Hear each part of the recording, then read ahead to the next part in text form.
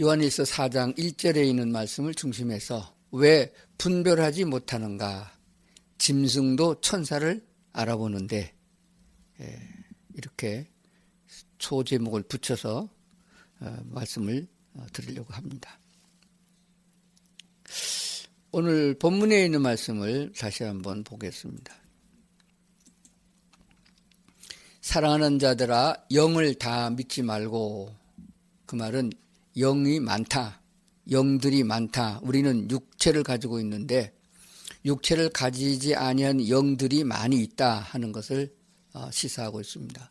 오직 영들이 하나님께 속하였나 분별하라. 많은 거짓 선지자가 세상에 나왔습니다. 선지자 그러면은 기독교에서만 말하는 선지자가 아닙니다. 다른 종파에도 미신에게도 선지자, 즉 예언자, 대언자 같은 말인데 있습니다. 성경에도 하나님께서 명하신 선지자가 있고 그렇지 아니하고 이방 나라 사람들의 선지자도 있습니다. 그들이 가끔 가다가 하나님의 말씀을 듣기도 하고 그렇습니다. 그래서 오늘 특별히 마지막 세대를 살고 있는 우리 성도들은 내 안에 계시는 성령 하나님이 참 하나님의 영인가 아니면 거짓 영인가 분별해 봐야 됩니다. 분별력이 없으면은 영적 사람이 아니다 하는 것 생각을 해 봐야 됩니다. 우리가 잘 알지 못하는 것은 배우지 않았기 때문에 잘 모르는 겁니다. 그러나 배우려고 해도 가르쳐주는 사람이 없으면은 배울 수가 없었습니다. 그전에는 제가 어렸을 적에는 학교 선생님 밖에는 물어볼 사람이 없었어요. 다른 데 가서 물어볼 데가 없었어요.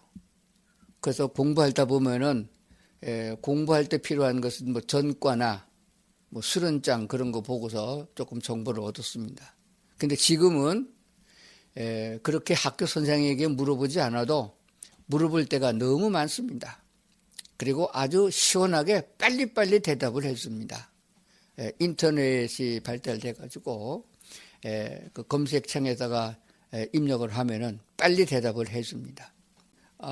그 인공지능이라는 것이 있어서 사람의 두뇌보다 훨씬 더 빠른 회전력을 갖고 있어서 많이 활용을 합니다. 그러나 그것도 정보를 취합해서 알려주는 거기 때문에 인터넷상에 올라가지 않은 정보는 그는 모릅니다. 창조주 하나님만 아는 영적인 것은 하나도 모릅니다. 그렇기 때문에 오늘날 목사는 인터넷 매체나 방송 매체, 신문, 잡지에서 알려주지 않는 신비한 영적 사건에 대해서 또 앞으로 되어질 미래에 대해서 바르게 성도들을 인도해야 될 책임이 있다. 그렇게 믿습니다. 짐승은 짐승 이하가 되지 않습니다. 짐승 이하는 없으니까. 그런데 그 짐승이 사람을 가까이 하면 사람 흉내를 내거든요.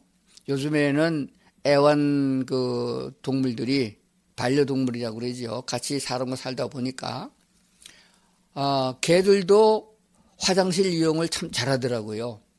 아주 변기에 딱 올라타서 냄새 안 나게 잘 싸고 또 아주 물도 잘 내리고 그렇게 훈련해서 사람과 비슷하게 돼가는 거거든요. 심부름도 잘하고 또 후각도 발달돼서 도둑이 오면은 금방 지저대고 표를 내주거든요. 도둑을 지켜주기도 합니다. 그런데 사람이 사람답지를 못하면은 짐승처럼 됩니다. 근데 사람이 짐승처럼 되면은 그때는 짐승보다 못한 존재가 돼요. 왜냐하면 짐승은 사람을 닮아가는데 사람의 자리에서 짐승으로 떨어지면은 짐승보다 못한 인간이 되는 겁니다. 그래서 요즘에는 개만도 못한 소리를 많이 들어요. 성경에 있는 말씀을 봐도 이게 무슨 말씀인지 모를 때가 많이 있어요. 그런데 그것은 성경을 부분적으로 봐서 그렇습니다. 성경은 창세기부터 계시록까지 다 통으로 봐야 됩니다. 그러면은 성경 안에 말씀에 대한 해석이 나옵니다. 그러니까 성경의 궁금증은 성경으로 푼다. 그런 말씀이 되거든요. 예를 들어서 예수님께서 비유로 말씀하셨습니다. 씨 뿌리는 비유를 말씀하셨는데 씨를 뿌렸는데 길가에 떨어진 씨는 새들이 먹고 또 돌짝밭에 떨어진 것은 뿌리가 없어서 곧 죽어서 열매가 없고 가시밭에 떨어진 것은 가시가 기후를 막아서 결실지 못하니까 결국 열매가 없다. 옥토에 떨어진 씨만 많은 결실을 한다. 그렇게 말씀을 하셨습니다. 그걸 끝났으면은 모르잖아요. 근데 그 다음에 좀 더 나가보면 예수님께서 제자들을 불러놓고 그 말씀의 비유를 해석을 해 주셨어요. 씨는 하나님의 말씀이요. 새가 집어먹었다는 새는 까마귀가 아니고 마귀다. 사탄이 집어갔다. 사탄이 마음에 뿌려진 씨를 뺏어갔다. 그런 말이 되는 것이. 그런 식으로 해석을 해 주셨어요. 그러므로 성경에는 해석이 없는 성경이 없으며 또 해답이 없는 내용은 없다. 그런 말씀이 되는 것입니다. 요즘에 지금 우리나라가 처음으로 노벨 문학상을 한 사람이 받았어요. 그래서 아주 축하하고 난리가 나고 떠들벅석합니다. 일주일 만에 100만 권이 팔렸다 할 정도로 책이 판매율도 올라가고 있다고 합니다. 노벨상 그러면은 아주 지금까지 역사적으로 가장 많은 종류의 상들이 있지만 그중에 가장 신뢰 있고 그리고 상금도 많고 받을 만한 가치가 있다 그렇게 인정된 상이 되어집니다. 근데 그 문학상을 우리가 받았으니까 얼마나 대단한 대한민국인가 그렇게 생각을 합니다. 이렇게만 되어지고 신문, 방송, 모든 매체, 언론이 그렇게 아주 잔치하듯이 보도를 하니까 그 책을 사서 본단 말이에요. 책을 사서 보면은 이거는 보편적인 사람들이 보는 책이 아닌 것을 알게 됩니다. 우리나라는 대한민국은 민주주의 국가입니다. 자유민주주의 국가예요. 그중에서 언론과 출판의 자유가 아주 두드러지게 헌법에 기록되어지고 있습니다. 누구든지 책을 쓸 수 있고 출판해 낼 수 있습니다. 그리고 누구든지 말할 수 있는 자유가 있음을 분명히 압니다.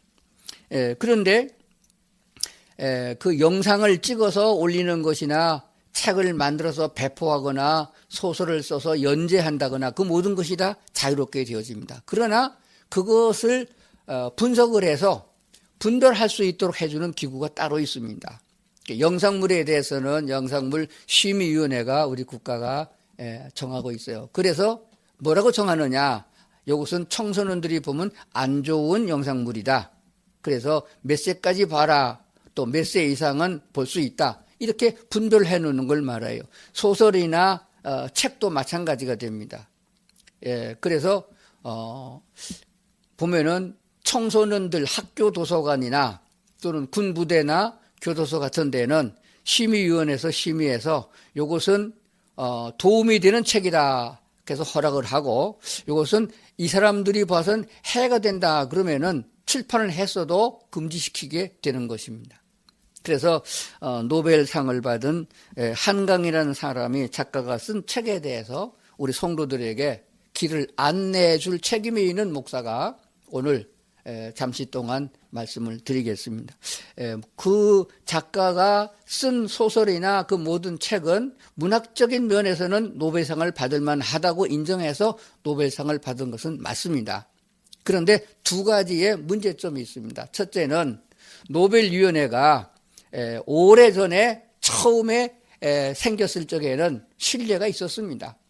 상당히 신뢰가 있었고 상 받을 만한 상이었다고 했습니다. 그런데 세월이 지나가는 동안에 변절됐어요.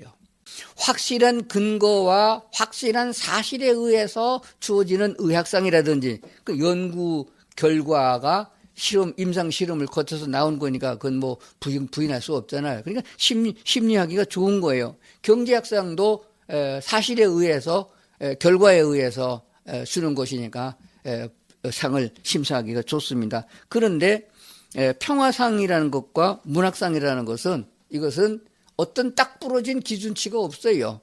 그래서 그 위원회에서 보고서 하게 되는 거예요. 그러다 보니까 평화상은 정치적인 면을 내포하고 되겠고 그러다 보니까 엉터리로 상을 주었다라고 논평이 많이 있고 논란이 있는 것은 사실입니다. 문학상도 마찬가지가 되어집니다. 예를 들면 노벨 평화상을 받았던 사람 중에서 1973년도에 헨리 키신저라는 사람이 상을 받았습니다. 수상인데, 그런데 그는 좀 있다가 베트남 전쟁에서 평화를 깨버린 거예요. 그렇기 때문에 그런 사람에게 평화상을 주었다라는 비평을 받고 있으며, 2000년도에 김대중 한국의 대통령도 평화상을 받았는데 흉내만 낸 것이지 결과적으로 보게 되면은 북한에서 그 핵 무기를 만들 수 있는 빌미를 제공한 결과가 되고 말입니다. 결국 핵 보유국이 됐다 그 말입니다. 다시 말씀드리면은 김대중 대통령 때 평화상을 받기 위해서 얼마나 북한과 교류하기 위해서 북한에 얼마나 많은 돈을 퍼줬느냐 하는 것은 다 보도된 바에 의해서 알기 때문에 제가 밝히지 않습니다. 그리고 북한에서 노벨위원회에게 이 사람에게는, 즉 김대중 대통령에게는 평화상을 주는 게 맞다고까지 맞장구를 쳤기 때문에 평화상을 주었는데, 결과적으로 평화를 가져온 것이 아니라 전쟁의 위기 속에 동남아 전체, 전 세계적으로 전쟁의 위험 속에 빠뜨리는 핵 보유국이 됐다 하는 사실을 알게 됩니다. 유엔 결의에 위배되는 핵 보유국이 됐다는 것이에요. 그러니까 이런 사람에게 평화상을 줬다 하는 노벨위원회가 되는 것입니다. 그리고 미국의 2009년도에 바락 오바마가 평화상을 받았죠. 그런데 오바마가 평화를 위해서 기여한 게 하나도 없어요. 오바마가 무슨 평화를, 세계 평화를 위해서 노력한 게 뭐 있느냐, 내놓을 게 하나도 없단 말입니다. 임기 끝날 때까지.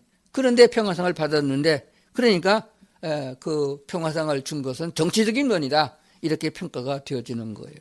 그 다음에 문학상에 대한 논란도 있습니다. 노벨 문학상 역시 문제가 상당히 크다, 노벨위원회가 많이 타락했다 하는 것을 알게 되어집니다. 예를 들어서 2016년도에 밥 딜런이 수상했다는 그 사람은 원래 음악가입니다. 음악한 사람에게 문학상을 줬다? 이게 무슨 상이냐? 그렇게 평가를 받고 있는 것이에요. 또한 2018년에는 진짜 큰 문제가 생겼었습니다. 스웨덴 한류문, 우리나라 말 한류문인데 아카데미잖아요. 거기에서 내부에서 성추문이 일어나서 심사위원들 중에서 성추문에 휩싸여 가지고 그 논란을 하다가 결과적으로 그 해에는 문학상 수상자를 결정하지 못했습니다. 이렇게 되어지니까 그렇게 위험이 있었던 노벨상 위원회가 지금은 많이 퇴색했다 하는 것을 알게 되어집니다. 이제 한강이라는 작가에 대해서 다시 얘기를 합니다. 그 사람에 대해서 제가 뭐 비평을 하거나 평가하는 건 아닙니다. 문학적인 가치가 있고 글을 잘 써서 상을 받은 것은 맞습니다. 그러나 그가 쓴 책에 대해서 우리가 알아야 될 사항이 있습니다. 첫 번째는 그분이 쓴 책이 얼마나 되느냐 하게 되면은, 제가 다 조사를 못 해봤습니다만 한 30여 권이 넘어요. 그 작가가 쓴 책에는 음란서적이 있습니다. 중고등학교나 초등학교 학생들이 그 책을 읽어서는 절대 안 되는 금기 사항의 음란 책이 있다는 것입니다. 그것이 문제가 되어지고, 또 하나는 이번에 노벨위원회에서 심사에 올라가서 심의했던 책이 3가지가 있습니다. 채식주의자라는 책이 있고, 소년이 온다, 그리고 작별하지 않는다, 이 3권을 심사를 하게 된 거예요. 그러면은 채식주의자는 제일 아주 오래전에 나온 책이에요. 다 읽어보신 분들이 많으실 거예요. 그러나 이건 성인들이 읽으면 문제가 별로 안 되지만은 청소년들이 읽으면은 이 세상에는 살기 싫다, 이 세상에 살아야 이유가 없다, 그래서 아주 세상을 등지고 의욕을 잊어버리고 공상의 세계의 망상으로 빠져들게 하는 책이에요. 무슨 말인가 하면은, 어찌하여 똑같은 생명을 가진 사람이 짐승을 잡아먹냐 이거예요. 소나 돼지 같은 건 잡아먹는 게 아니고 개돼지도 잡아먹고 또 곤충도 잡아먹고, 이게 말이 되느냐, 어떻게 생명을 죽이느냐. 그래서 그 작가는 그 작가 속에서, 그 글 속에서 나는 그런 게 싫다, 도저히 이건 인간으로 가치가 없다, 그래서 그걸 벗어나가지고 나는 채식을 하겠다. 채식을 하다 보니까 식물도, 채소도 생명이 있단 말입니다. 자란단 말입니다. 또 씨앗이 있단 말이에요. 서로다가 꽃과 저 벌과 나비에게 유익을 주기도 하고 이런 거 있단 말입니다. 그러다 보니까 그것도 하면 안 되겠다. 그럼 뭐냐? 나는 나무가 되고 싶다. 그 작가의 주인공이 그렇게 나가는 거예요. 그 나무는 뿌리를 아래로 내려서 물만 먹고 산다. 그렇게 되어지니까 거기에 공감하는 청소년들이 세상을 탈피하고 더러운 세상 나는 살기 싫다. 그러므로 나는 나무가 되어가지고 그럼 어떻게 나무가 되는 거예요? 죽어야 되는 거 아니겠어요? 자살을 방조한다는 결과가 나오는 거예요. 이런 책이라는 것을 먼저 알지 못하고 무조건 노벨상을 받았다. 책을 사야 된다. 봐야 된다. 이런 문제가 되는 거예요. 더 큰 문제가 되는 것은 소년이 온다라는 이 책은 광주 5.18을 다룬 책이고 작별하지 않은 채는 제주 4.3 사건을 다룬 것입니다. 총체적으로 말하면 간추려 말하게 되면 이 두 건은 국가의 공권력을 휘둘러서 많은 사람을 죽였다. 구두발로 짓밟았다. 그게 어떤 군부나 경찰이 아니고 국가가 그렇게 했다. 국가의 공권력이 인간을 비참하게 만들었다. 그런 내용을 담고 있어요. 한국의 역사관을 모르는 사람들이 이 책을 보면은 뭐라고 말하느냐. 대한민국이라는 나라는 독재주의 국가다. 민주자유 국가가 아니다. 이게 무슨 짓이냐. 그래서 그 피해를 본 사람들, 5.18의 피해를 본 사람들, 4.3 사건의 피해를 보고 억울하게 죽고 다치고 피 흘린 사람들에 대한 슬픔과 고뇌와 애절함을 정말로 글로 잘 묘사했다는 거예요. 너무 감정적으로 썼다는 거예요. 이런 사람이 다 눈물을 흘리고 두 주먹을 쥐고 부르르 떨고 이빨을 깨물고 하는 이런 상황에 갈 수 있는 내용으로 잘 썼다는 거예요. 그러나 총체적으로 보게 되면은 국가적인 면에서 보게 되면 이거는 대한민국 자체에 유익한 것이 아니고 아주 해악이 되는 결과를 가져온 책이다. 이걸 노벨상을 줬다. 노벨위원회가 한국의 역사를 얼마나 아느냐. 이런 비판을 가져오게 되는 것이에요. 예를 들어보면 이렇습니다. 일본의 원자탄이 두 번 떨어지고서 일본이 항복하고 세계 2차 대전을 끝나게 되지 않았습니까? 그런데 그렇게 되면은 일본이라는 나라가 얼마나 세계 많은 나라에게 해를 끼쳤으며 피해를 끼치고 수많은 사람을 죽였는가 하는 점에 대해서는 논평하지 않고 원폭으로 말미암아 피해를 본 사람들만 집중적으로 조명하여 수십 년이 흘러간 지금도 그 자손들까지 대를 이어서 고통을 당하고 비참하고 먹지 못하고 치료하지 못하고 굶주리고 있다. 아파하고 있다. 인간으로서 존재감을 잃어버렸다. 이렇게만 써버린다면은 그걸 누가 했느냐? 미국이 했다 이거예요. 그럼 미국은 나쁜 놈이 되는 거예요. 역사는 역사가 평가해야 되지 문학자가 평가해야 될 일이 아닙니다. 그렇기 때문에 이미 출간된 책이랄지라도 우리는 그것을 알고 분별해서 이런 것들은 역사 관점에서 보면 안 되고 하나의 작가가 쓴 소설 형식으로 보고 치워버리고 말아야지.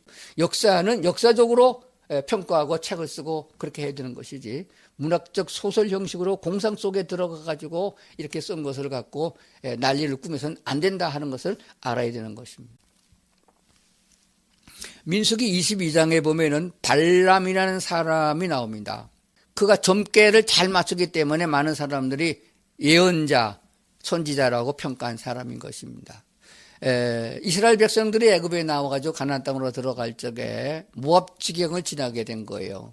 근데 모압 왕 발락이라는 사람이 자기의 전쟁 실력으로 군사력을 가지고 이 많은 이스라엘 백성을 이길 수가 없으니까 발람이라는 선지자를 불러가지고 이스라엘 백성을 저주하게 부탁한 내용을 담고 있습니다. 그래서 발락이라는 왕이 그를 불러서 이스라엘을 저주하라고 했는데 사람을 보냈어요. 내가 많은 재물도 주고 명예도 올려주고 관직도 줄 테니까 우리나라로 와가지고 지금 이 땅을 지나가고 있는 이스라엘 백성 한 200만 명쯤 되는 사람들을 저주해서 폭삭 망하게 해달라 그렇게 부탁을 해서 떠나려고 하는데 진짜 하나님이 여호와 하나님의 영이 그에게 임하여 가지 말라.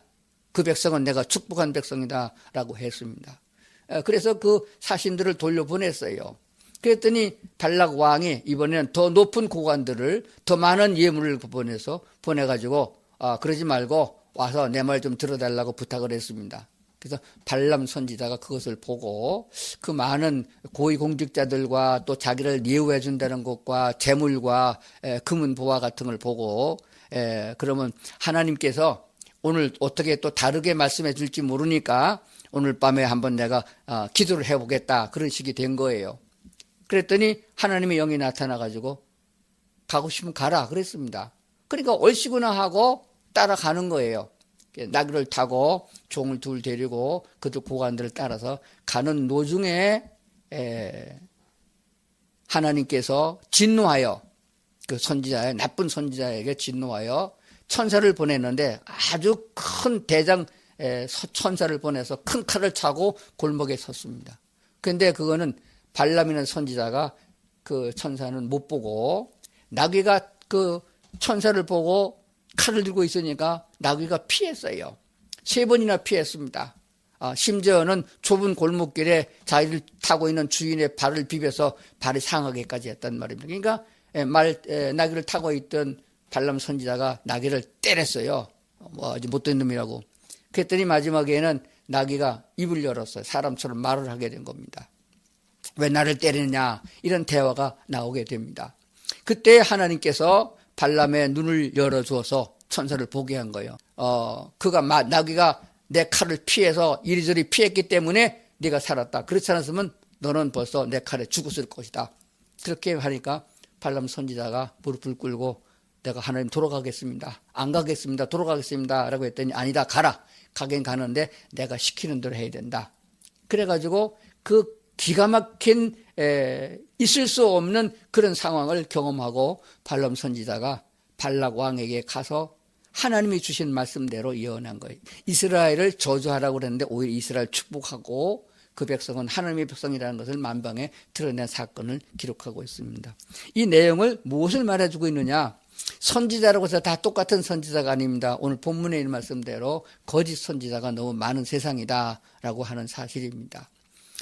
그렇기 때문에 이 발람 선지자에 대해서 논평이 많아요. 구약에 대해서만 보면은. 그러나 역사적으로 성령에 임한 하나님의 사람들이 기록한 신약 성경에 가서 보면은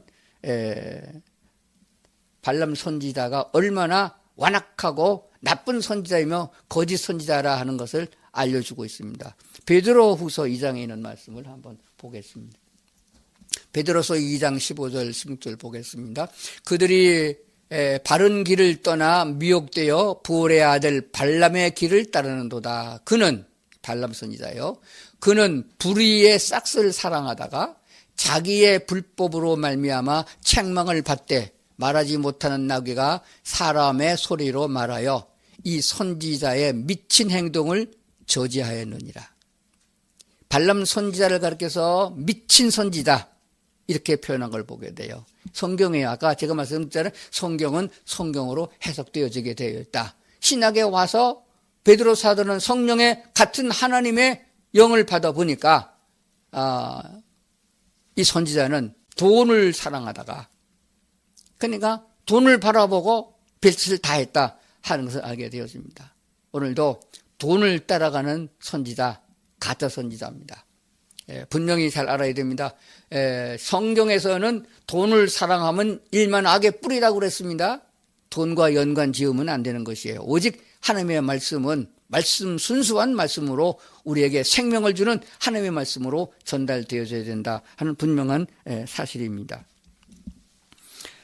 로마서 8장에 있는 말씀을 한 번 더 보겠습니다. 로마서 8장에는 이렇게 기록하고 있습니다. 만일 너희 속에 하나님의 영이 거하시면 너희가 육신에 있지 아니하고 영에 있나니 누구든지 그리스도의 영이 없으면 그리스도의 사람이 아니라 우리는 마귀의 사람이냐 아니면 하나님의 사람이냐 둘 중에 속하게 돼 있어요. 여호와 하나님께 속한 자는 하나님의 사람이고 그리스도 예수의 사람이고 마귀에게 속한 자, 귀신에 속한 자 모두가 다 악한 자에 속한 자, 지옥 갈 사람들인 것이 분명한 것입니다. 누구든지 그리스도의 영이 없으면 즉 성령이 없으면 그리스도 예수의 사람이 아니다. 그래서 우리는 예수를 믿고 주를 따라가는 사람을 그리스도인이라 이렇게 말합니다. 그리스도의 사람, 예수 그리스도의 사람은 그리스도의 영이 그 안에 있는 사람이어야 되는 것입니다. 그러므로 우리의 신앙생활은 출발을 어디서부터 해야 되느냐? 복음을 듣고 예수 그리스도를 나의 구주로 영접하고 그래서 성령의 능력을 통하여서 하나님의 자녀가 되고 하나님의 백성이 되어야 하나님의 말씀을 따라서 행할 수 있는 힘이 생기고 능력이 있다 하는 것을 알게 되어집니다. 자, 오늘 말씀 여러 가지 길게 했는데 이제 결론에 말씀을 드리면서 마무리하도록 하겠습니다. 복음은 하나님이신 예수님이, 하나님이 육신을 입고 이 땅에 오신 분이 예수님이시에요. 그 예수님께서 이 땅에 오셔서 무슨 일을 하셨느냐, 거기에 대한 내용을 자세하게 듣는 것이 기쁜 소식입니다. 세상에 어떤 것도 우리가 100년만 살고 죽는다고 끝을 내고 있는데 하나님의 말씀, 복음만은 영생한다는 말씀을 주고 있습니다. 우리가 늙고 병들고 죽어가고 인간의 모든 괴로움과 고뇌가 있어서 하나님이신 자유와 평화를 잊어버리고 싸움하고 분노하고 서로 화해하지 못하는 그 이유는 우리 속에 죄악이 가득해서 그렇다. 그 죄는 바로 사탄, 마귀를 의미하고 있습니다. 그래서 그 마귀 권세를 깨뜨려 이기고 사망 권세를 이기고 부활 승천하신 예수 그리스도에 대한 얘기를 복음, 기쁜 소식이라 그렇게 말합니다. 그래서 복음을 전해야 되고 복음을 듣고 예수님이 나의 왕이다, 나의 주인이다 라고 고백하고 예수님을 나의 주로 영접하여서 거듭나게 되는 것입니다. 거듭나는 것은 부모가 자식을 낳는 것과 같은 과정을 통해서 나서 자라나는 것입니다. 그러므로 거듭난 성도는 성령님이 인도하시는 대로 옳은 길로 인도를 받아서 하나님의 나라에서 살기에 넉넉한 사람으로 믿음이 성숙하게 성화되어져야 된다 하는 사실입니다. 하나님께서 우리에 대한 목표는 하나님의 나라로 초청하는 것입니다. 하나님 나라에 살 시민을 만드는 것이에요. 이 세상에서 어떤 종류의 사람들을 천국에 갖다 놔야 천국이 되겠느냐? 아무리 생각해봐도 없습니다. 정치하는 사람 다 갖다 놓으면 그것도 깽판 날 거고, 목사들만 갖다 놓으면 쌈박질 날 거고, 천국에 갖다 놓을 만한 사람들이 없어요. 거듭나서 성령 하나님의 인도를 받아서 새롭게 변화된 사람들만 모아서 천국 시민을 만드는 거예요. 그 하나님의 나라는 이 세 가지가 공존하고 있습니다. 이 세 가지가 이해가 되지 않고 깨달아지지 않는다면 하늘나라와 아무 상관이 없는 것입니다. 진리, 자유, 사랑입니다.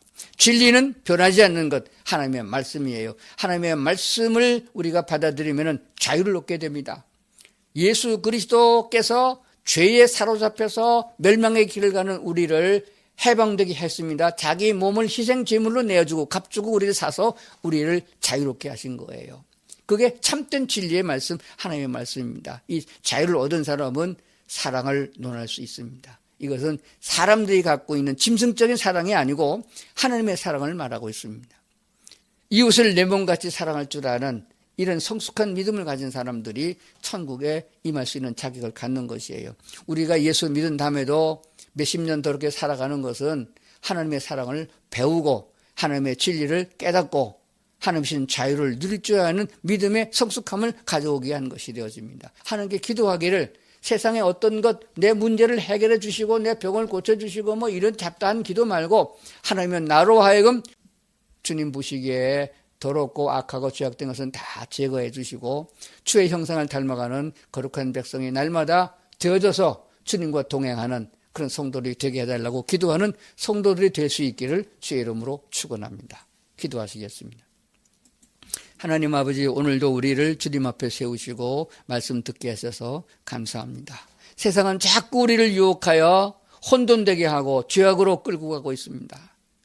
속에서부터 분노가 치밀어 오르게 하고 악한 데 빠져갖고 싸우게 하고 하나님과 거리가 멀어지게 만듭니다. 하나님, 그러므로 성령 하나님 이 시간 우리를 말씀으로 충만케 하시고 성령으로 인도해 주셔서 악한 것은 제거해 버리시고 하나님의 거룩한 성품으로 주를 닮아가는 저희 되도록 도와주시옵소서. 예수님 이름으로 기도드리옵나이다. 아멘.